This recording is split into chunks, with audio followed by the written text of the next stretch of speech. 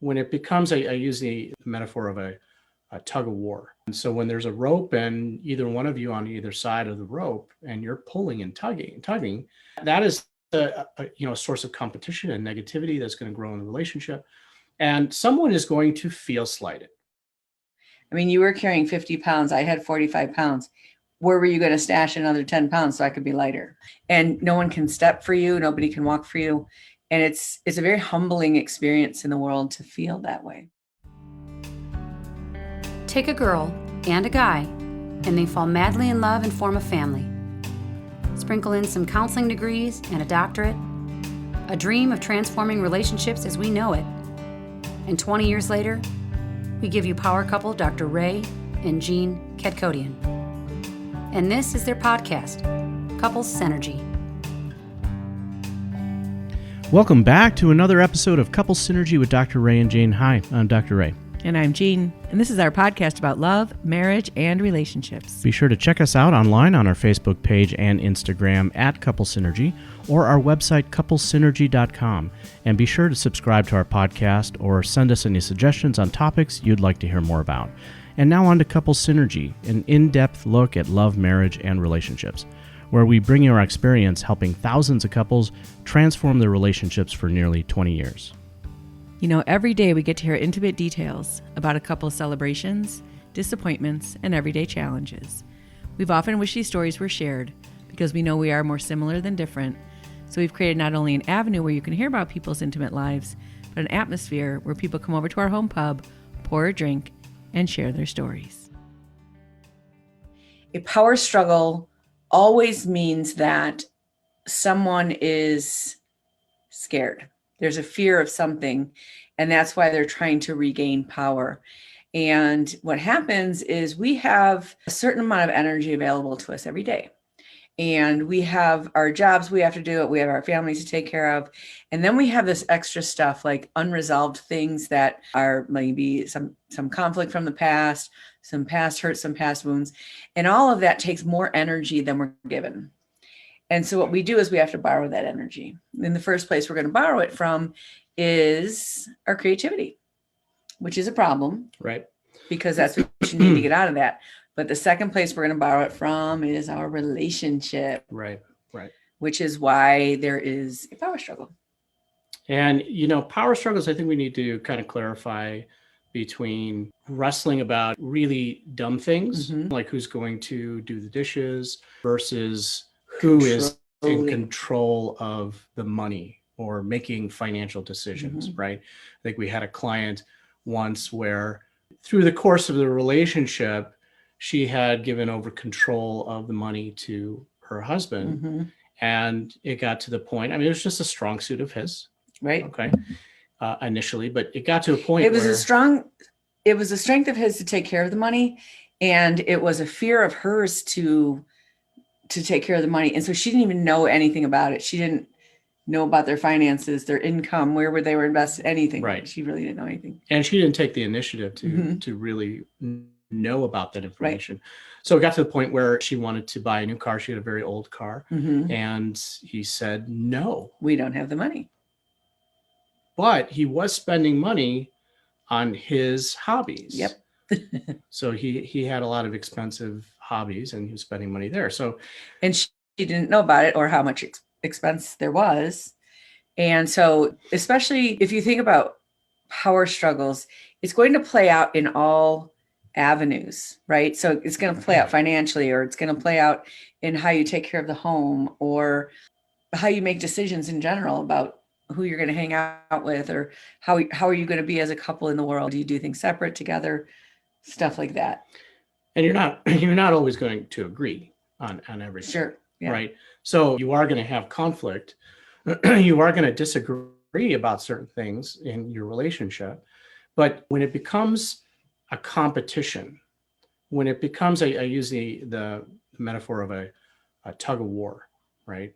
And so when there's a rope and either one of you on either side of the rope and you're pulling and tugging, that is a source of competition and negativity that's going to grow in the relationship.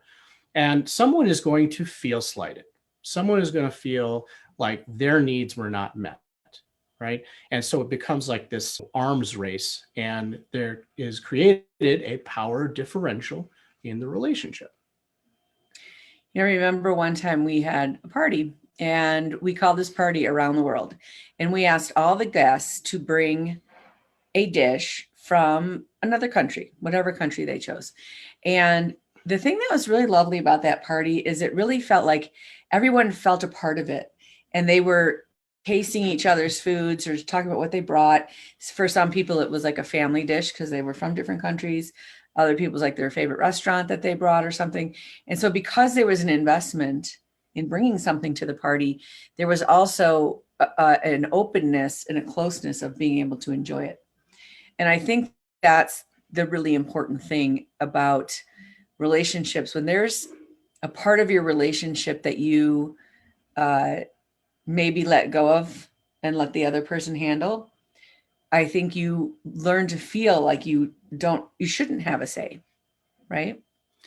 And the problem with that is it leaves the other person that is making the decisions really exposed. So if it turns out well, they get all the glory, but if it doesn't, they get all the blame. They take all the responsibility either way, right? And so now there isn't, equality in the relationship. And there's one person taking majority of the responsibility and the power and control. And now one person is going to feel slighted, right? Yeah. And anytime that there's a power differential in the relationship, now you have hierarchy. Okay. Right. And in a relationship, there shouldn't be hierarchy. I think about when we hiked the John Muir Trail, and many of you might know that in 2016, Jean had a goal of hiking 1,000 miles, and 180 of those miles were done on the John Muir Trail, which was out of Yosemite and south over 10 mountain passes. And while we were doing this hike, we had to split up the survival gear, and we each had to have half of it and half of the food as well. And so you really couldn't go too far from each other without jeopardizing your own safety, right? And that was like true balance of power and true balance of responsibility. And it was a necessity. Right. And the other thing that would happen is when you got to camp, I would do my role of setting up camp and you would do your role of setting up camp, because you had a limited amount of time before the sun set and it got really cold. Right. And so that was a really interesting exercise. And it's not even like you could if you wanted to. I mean, you were carrying 50 pounds. I had 45 pounds.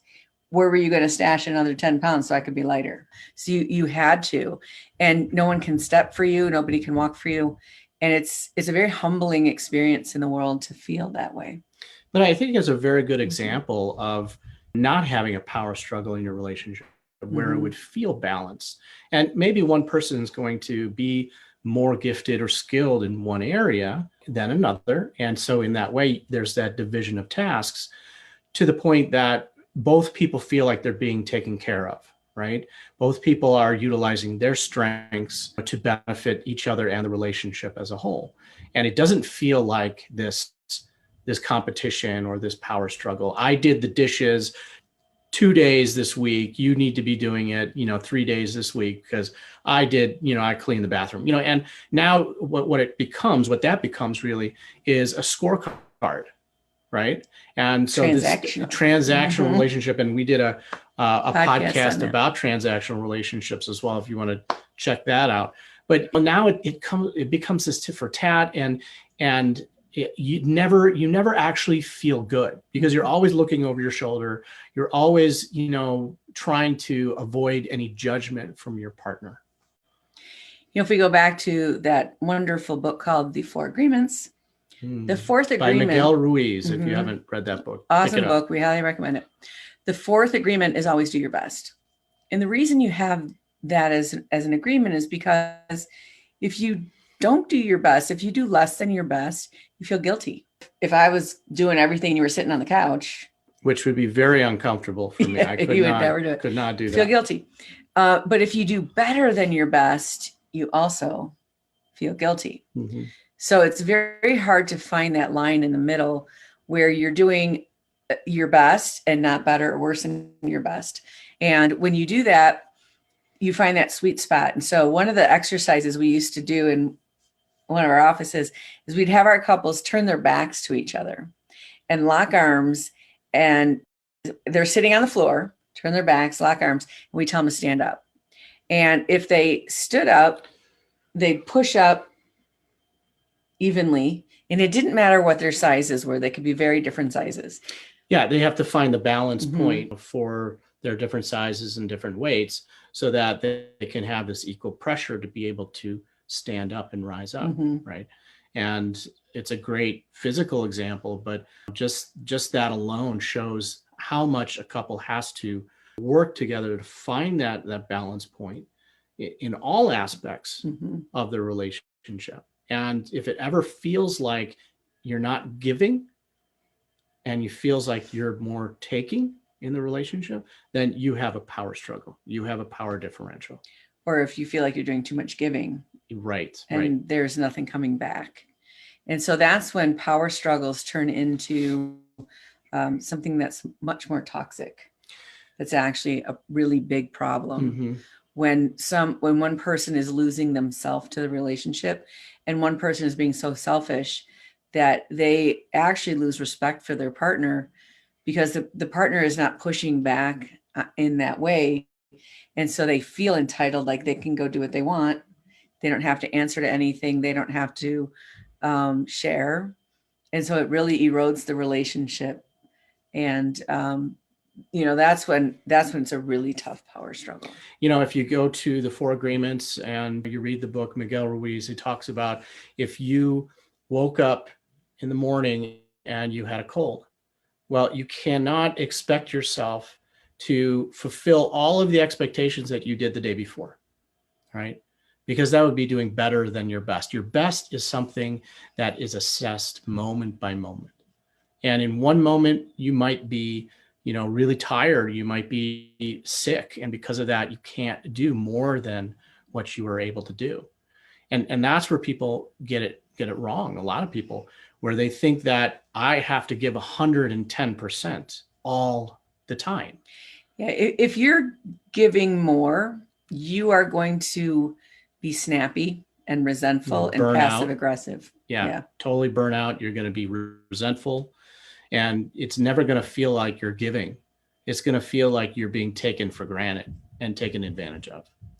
What I would recommend, if you kind of are feeling that way, your partner, there's a really good chance that they don't know, because you can't know what someone else is doing. And so especially if you are in a relationship where your daily life looks very different, where if one person's home with kids and the other person is working, or you're both working, but one has more flexible schedule. So then when the kids need to go to the doctor, you're always the one doing it. You will feel off. And what's really important about that is to have a real conversation about it, and not a logistical conversation that says, I took the kids last time, you take them this time, but something more along the lines of, I'm feeling resentful, or I'm feeling like I don't have a partner, I'm feeling alone, and get down to those feelings, because when you come at something with anger, you're just going to get anger back. Yeah. It's, and when you're coming from a place of feeling, I'm feeling this way, it may not be true. Like your partner may actually be doing 50% of everything, but it still might not feel that way, because for whatever reason, where you were at emotionally, or, just with all of the relationships that you have, or as far as stress and all that, it may feel like you are taking on too much.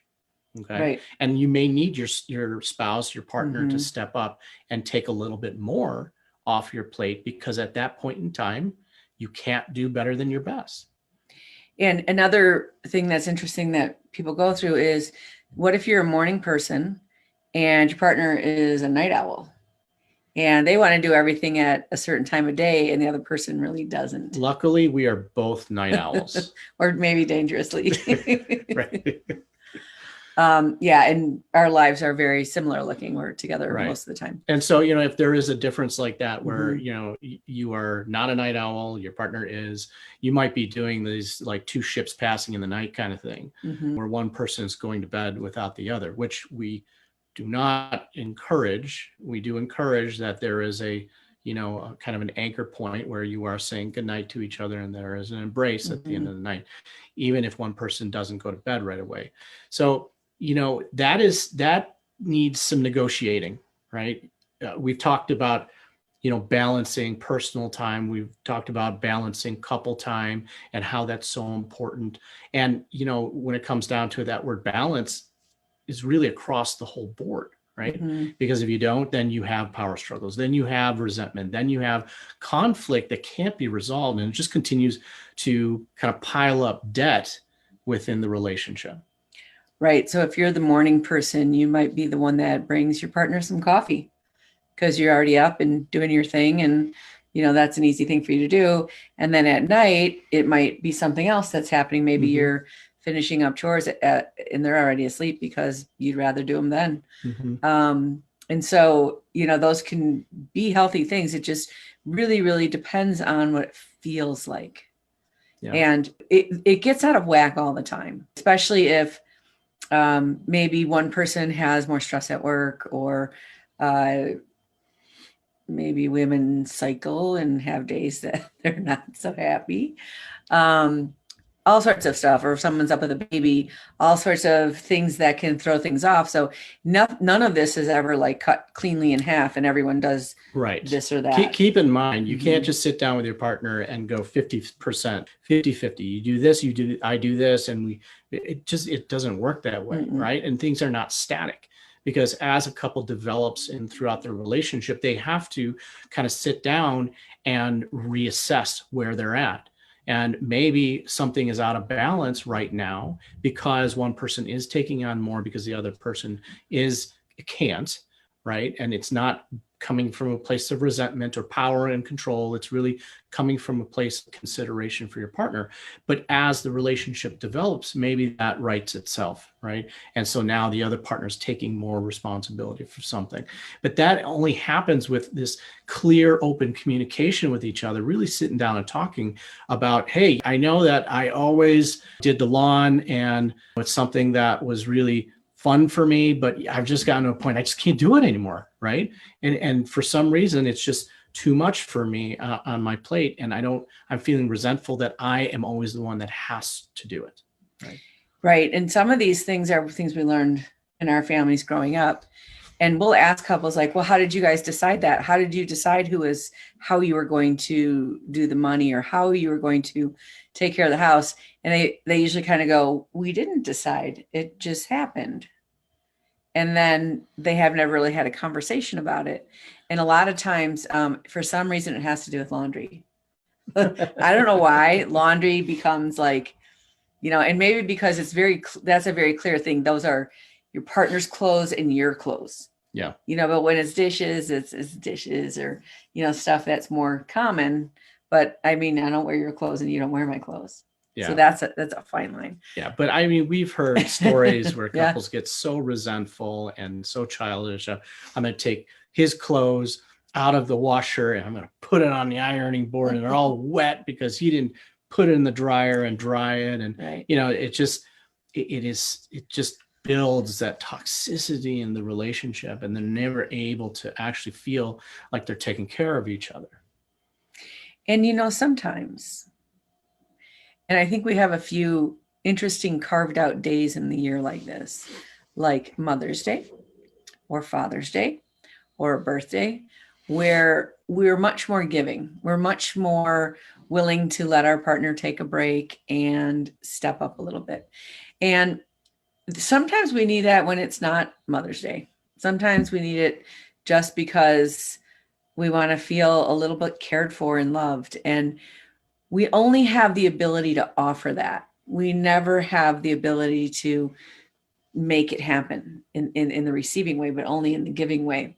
And so it's a very thoughtful thing that gives a lot of energy toward your partner for you to step your game up every now and then and say, you know what, I got this. Why don't you relax? Why don't you go read a book for a little bit, and I'm going to, go make dinner or something, or order out or something different instead of just, doing what you've always done, because life is sort of designed like that. You can see if you are living anywhere, probably in the United States right now, people are on lockdown. It's cold out, it's snowy out. So you're not going to run around so much. You might work from home. There might be some more downtime, and we're designed that way. When the electricity goes out and we have to sit by candlelight, we're sitting. So we're not as busy as we used to be. And we're just designed to not be so static. That balance, and finding that balance in a relationship, it takes work. Mm-hmm. It takes sitting down and talking a lot. And within yourself. Yeah, well, understanding within yourself, right? And that's why we are big proponents of taking personal time, doing a walkabout, which we talked about in past webinars. But finding that balance within yourself, one, two, then being able to talk with your partner and finding that balance with each Mm-hmm. other. Relationships, you've heard us say this, is the most difficult thing. A relationship with a committed partner is the most difficult thing you will ever have to do in your entire life, because of the complexities of it. And it is not a static target, right? It is a moving target. It is something that's constantly evolving. And hopefully rewarding. Well, I mean, isn't that the point, right? For it to be rewarding, and, for you to truly understand what it means to connect at that deepest level with another human being. That is, it has the greatest risk, right? Greatest risk of being hurt, but you have the greatest amount of potential reward. A lot of times we don't know what our partner wants or needs. And I think it is really important, and to come at this from a place that says, you know what, I could just really use a good hug right now, or can you sit next to me on the couch? And that does something really important to us, which we're going to talk about with the 4 anchor points. But keep in mind that your partner does not know how to read your mind. Even if they have a beautiful crystal ball, because I have lots of beautiful crystals, I still don't know what's going on in this thing, right? And who knows what someone else might be thinking about or worrying about. And Mm-hmm. I'm sure most often, somebody would be happy to offer to cuddle with you and hold you if they knew, right? Right. And if you do share that and they say no, or they reject you, well, that's a different story. Yeah. Right. But we should be able to ask our partner, for certain needs that we have. And affection is one of them. One of the things that we assign all of the couples we work with is, to have 4 anchor points during the day where there is a connection of affection, and beginning the day and ending the day with cuddle time, with non-sexual, non-verbal, just affection and holding each other in an embrace is the only way that couples should start and end the day, right? And when we have affection, we increase oxytocin, which is the bonding hormone, right? Right. And we decrease all the stress hormones. Right. And so if you get in a regular habit of having affection and skin to skin contact with your partner, and if you're doing this with your kids, you're probably stealing some energy from them that really is not fair to them. Yeah. And that energy belongs to your partner, and it over entitles your children to be more adult-like when they really should be kids, instead of them worrying about your emotional, emotional needs that you should be getting from your partner. Right. Puts them more in a parental role, which is very uncomfortable for the kids. Mm-hmm. Also. I want to talk a little bit about the needs of your partner and assumptions, right? We make assumptions about what our partner needs. And especially if, let's say, our partner did say that I needed A, right? 5-10 years down the line, 20 years down the line, they might not want A. They might want B, right? Because as human beings, we're evolving all the time. And so having those open conversations with each other and asking, hey, I remember your favorite color is blue, right? And they say, well, no, it's not anymore. Now it's purple, right? Things change, and we should be talking with our partners and understanding them more as they move through life, as they evolve as a person in this world.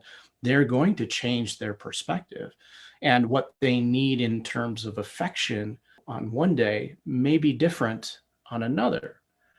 So it is very risky, though. I will say it's very risky to ask your partner for something and to say that, hey, I need a little cuddle time at the end of the day. It's something that just really makes me feel good. And to have them reject it. I mean, that's the risk, right? For them to say, no, I'm not going to do that. And so that would really be a signal that there's something wrong in the relationship, because the partners are not willing to give to each other, to make your partner become a better version of themselves. It could also be bringing up something for your partner.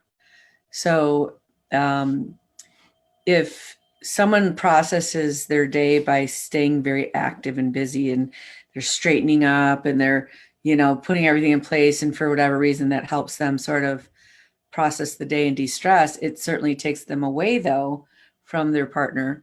And so if they slow down, they may have a lot of emotions that they're not really used to feeling. And so that the second agreement of don't take anything personally comes into play, where, try not to just say, hey, can we do this? And if they say yes or no, dig more into that. What are you feeling when I ask you for that? What's going on for you?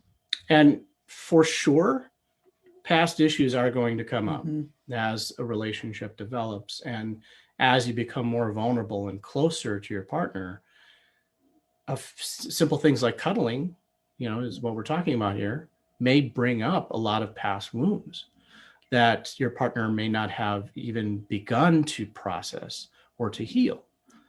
Right. And we see this a lot. And it plays out in couples' intimacy, sexual intimacy, plays out in their affection. It plays out in also their finances as well. Yeah, that's another important thing that, if it's clearly communicated, it's cuddle time, and one person starts to take it a little further, that'll shut down intimacy and all the good stuff pretty quick, unfortunately. So it's tricky. There's a lot of stuff going on. If you're in a position and there's an area of your relationship that you feel you're taking on the majority of the decision making and the majority of the risk and responsibility, or if you've given that up, that is where you want to have some good conversations around, why do we do things like this? Yeah. You don't have to just kind of settle for where you're at in the relationship. And as Jean mentioned earlier, maybe your partner doesn't even know, right? Things kind of evolve over time, little by little, and stress and stressors in our world can push things in a direction, and not a good one. And it can start a small rift in the relationship, which is going to grow over time. Okay. So this is typically something that you don't notice day by day, but once you start really attending to it, once you start having those conversations, you're not going to let it go so far apart. You're going to be able to kind of rein it back in when it starts to grow like that. Right. And these are difficult conversations because it really is a 50-50. If one person is doing this much and one person's doing that much, the middle is here. Both are changing, right? One person has to step up and the other one has to pull back. And that, I promise you, will bring up stuff for each of you. It will be very uncomfortable. Yeah, just to clarify, when you say 50-50, we don't mean like what I was mentioning before, like 50% of the dishes, 50% of dishes. No, it's each person contributes equally to the condition of the relationship. Even if the decision was never made out loud. Right. And it's just, any of those areas, they're always negotiable. And we go through so many stages in a long-term relationship that what makes sense 20 years ago might not make sense today. Right. So, and all of these skills we really teach on our couple to couple program. And we do that specifically with each couple. We tailor it to your relationship. As we were saying before, it's not static, and each relationship is unique to itself. And you have to find the balance point for each relationship. And so when we're working personally with a couple, that's what we help them with.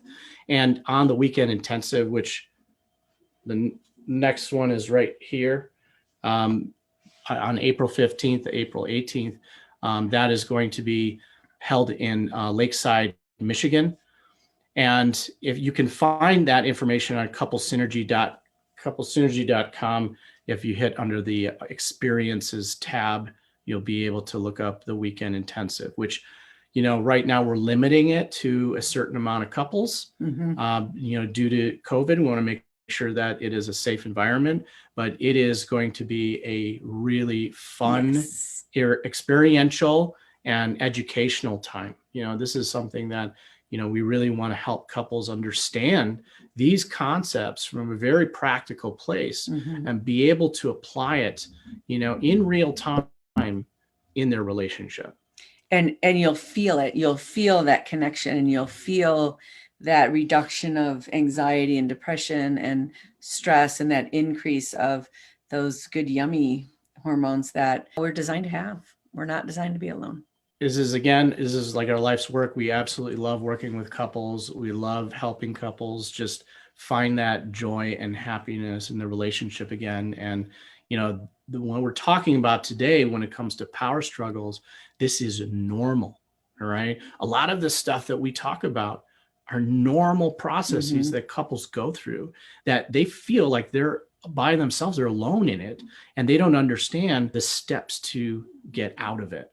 Right. And that's something that we truly love helping couples find, right.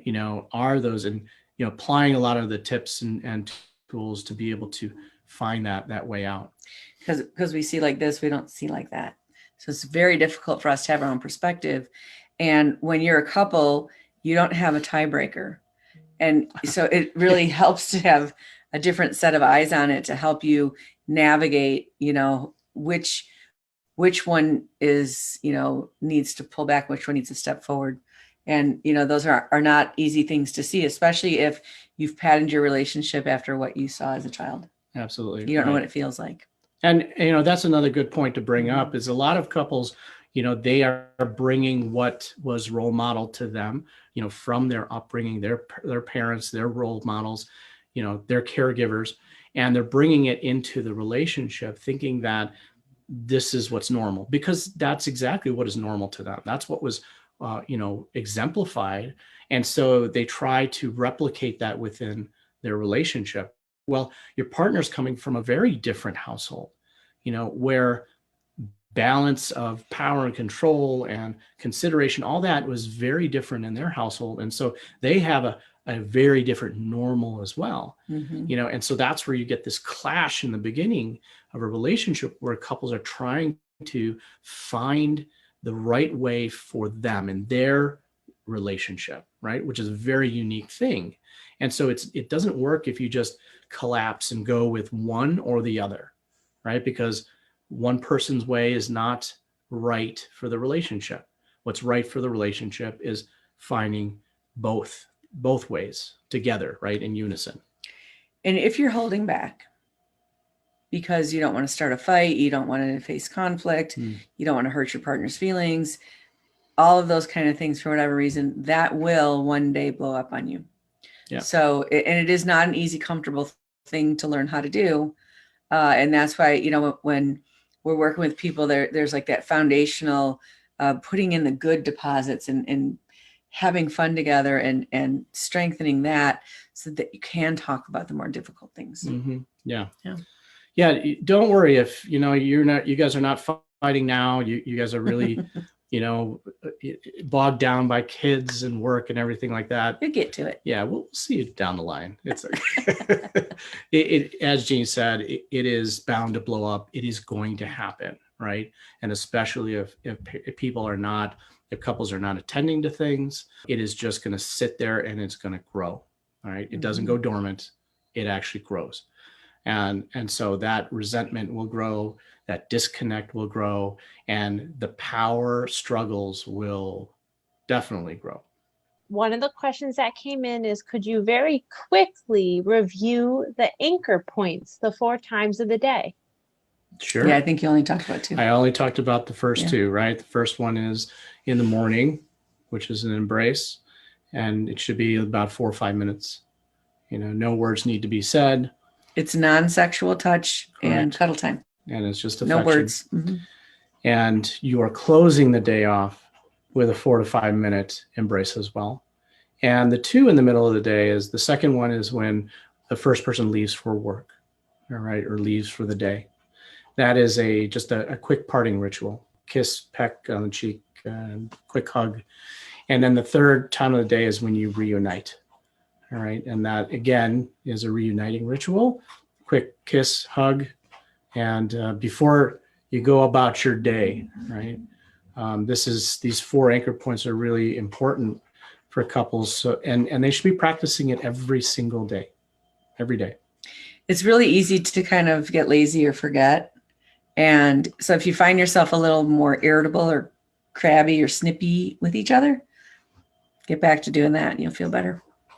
Yeah, just as an aside, you think about our kids and how much affection we give them, right? And we start the day off. And our dogs. Hopefully we start the day off with giving them affection, but if we send them off to school or send them off to virtual school, we still give them a kiss, and then when they come back home, we welcome them, and then we tuck them into bed and we give them affection. Then, we know it's very important to give to our kids. We lose track of that for our partners. Yeah. Thank you, all of you, for joining us and listening to Couple Synergy today. Our passion is in helping couples have a happy and healthy relationship, and this podcast gives us a fun way of bringing our knowledge and expertise to you, our listeners.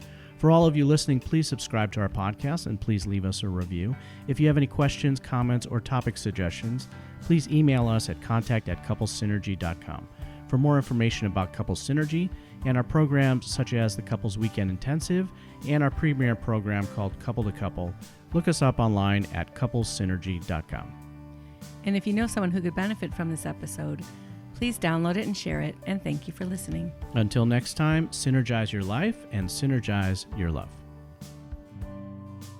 You have been listening to Couple Synergy with Dr. Ray and Jean Ketkodian.